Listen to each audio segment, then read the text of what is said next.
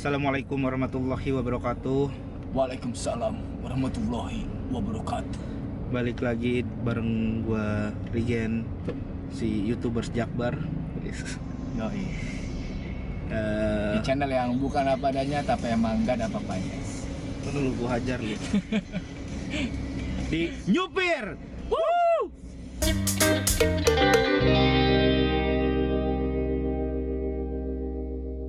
Kita lagi mau apa enggak? Syuting. Anjing, lu ngapain dengerin musik atau tadi mau ngobrol? Kita lagi mau perjalanan View-nya ke 46. Diam dulu. kalau orang ngobrol jadi distract gitu. Iya, iya. Kita Nanti lagi mau ngobrol. perjalanan ke Kalau dia ngobrol lu diam dulu. Lu. Kodian ya. tisu enak. Kodian Alam Sutra. Tawa. Jadi kita mau ke Monas, daerah sana itu daerah Jakarta Pusat untuk pengambilan gambar channel YouTube baru. Jadi Tapi kita ngomongin masalah komedi nih kan. Sekarang banyak juga tuh stand up komedian yang bikin YouTube gitu, bikin Pindah. bukan pindah sih menurut gue, mereka tetap kok stand up komedi tetap, tapi melebarkan sayap ke YouTube. Menurut lo alasannya apa, Ndra?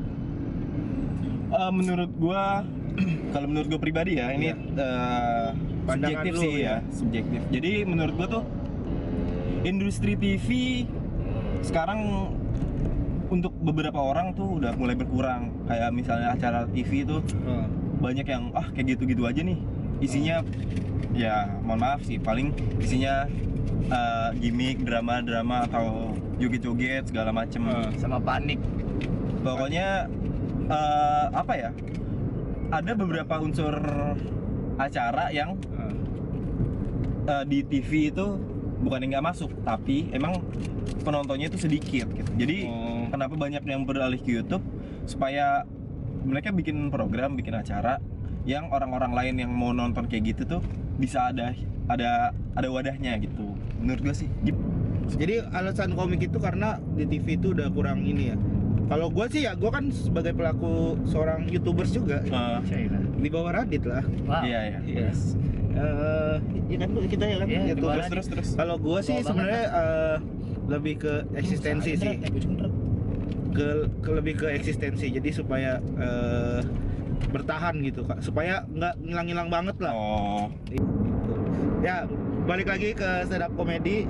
Kayaknya penonton tuh nggak tahu kenapa sekarang lebih kritis aja menurut gua. Sebenarnya ya ini bukan Dan cuma mereka selalu bilang stand up komedi yang dulu tuh beda sama yang sekarang. Sekarang tuh udah gampang ini segala macam. Menurut lu bener nggak apa yang mereka omongin? kalau misalnya mereka bilangnya kayak gitu, menurut gue sih cuma masalah selera sih. Nggak di semua hal sih, bukan cuma di stand up doang, kayak di film, kayak di musik pun kayak gitu. Iya. Mungkin ada yang kupingnya tuh ngerasa enakan musik-musik zaman dulu gitu, musik-musik zaman sekarang terlalu EDM banget gitu. Iya benar-benar. Kayak gitu sebenarnya masalah selera. Apalagi stand up comedy sekarang kan udah banyak kan gitu. Di TV banyak, acara-acara affair juga banyak. Mereka tuh ngeliat nih kayak gini, kayaknya lucuan yang dulu, kayaknya pembahasannya bagusan yang dulu. Kalau sekarang terlalu mengada-ngada atau segala macam. Iya. Itu sebenarnya balik lagi ke masalah selera. Ya ada yang suka, ada yang pasti juga yang enggak gitu. Ada juga yang bilang sekarang komedi yang sekarang tuh lucu banget gitu, nggak terlalu berat pembahasannya kayak gitu. Ada juga yang kayak Ada gitu. juga yang bilang kayak gitu. Sebenarnya nggak terlalu masalah sih. Nah, yang jadi masalah itu adalah ketika lu muncul dan komik-komik absurd lain yang muncul itu, banyak komik-komik baru yang akhirnya coba untuk absurd juga. Kayak lu juga gitu. Ini kan konteksnya itu kan nggak menghancurkan trust antara si komik dengan si penonton kan. Jadi kalau misalnya trustnya, cara ngejaga trust itu dengan what if, dengan cara pengandaian. Misalnya, ini yang aneh nih. Temenan nama Paku Payung. Kan orang-orang kan apaan sih nih? Bisa diakalin dengan cara Paku Payung tuh tajam. Gimana kalau misalnya Paku Payung ini hidup terus dia bisa ngobrol sama manusia? Orang-orang kan dibawa masuk ke dalam pengandaian si komik. Jadi trustnya masih kejaga. Iya. Si komik mau ngomong gimana kalau misalnya Paku Payung bisa hidup terus gue temenan sama Paku Payung gitu. Mungkin Nah, baru diceritain segala macam. Orang-orang masih wah iya masih trustnya masih ada. Kalau misalnya tiba-tiba ngomong temen gue paku payung, dari situ kan udah ada putus tuh trustnya tuh, terus putus. Dia mau ngomong apa selanjutnya gitu, orang-orang udah kecuali ada beberapa komik yang dianugerahi gift, dia emang gimana ya?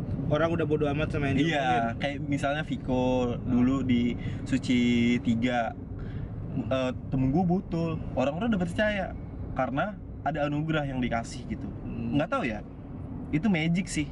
Lu juga temennya plastik kandang aja. Iya mungkin dulu. Betul, temen lu plastik gimana kabar? Gua awal stand up tuh saksinya tuh David Nurbianto juara 1 Suci 4, Coki Pardede tuh. Itu saksi di gua awal open mic. Karena dari awal open mic gue emang udah kayak gini gitu. Awal-awal orang ini apaan sih gitu. Tapi lama-lama kan bertumpuk. Ya nggak kelihatan gitu. Orang-orang jadi ini anak emang kayak gini. Orang kalau Gue dialingin muka gue nggak kelihatan kamera. ketika lu bikin materi, orang pertama yang lu pastikan materi itu lucu adalah diri lu sendiri. Kayak Koki masak, sebelum si Koki menghidangkan masakan itu ke orang, dia pasti cicipin dulu kan. Iya. Ini enak kan nih? Kalau misalnya lu rasa itu nggak enak, ya udah lu nggak usah cicipin ke orang. Karena lidah itu kan selera. Kita analogi masalah ke makanan. Lidah itu kan selera. Kalau misalnya lu ada ngerasa enak nih di lidah lu, dari 10, 4 lah ngerasa enak. Ngerti nggak jadi maksud gue? Kayak misalnya lu ngerasa bikin materi, wah lucu nih, dari 10 orang, masa sih nggak ada yang sepemikiran sama lu? Minimal 4 lah, sisa 6-nya itu masih kita bisa ulik lagi. Ntar bisa nambah ke 5 gitu. Jadi intinya lu harus ngerasa materi itu lucu, baru lu bisa kasih orang. Berarti bisa diambil kesimpulan ketika lu punya materi nggak lucu, tambahin sako.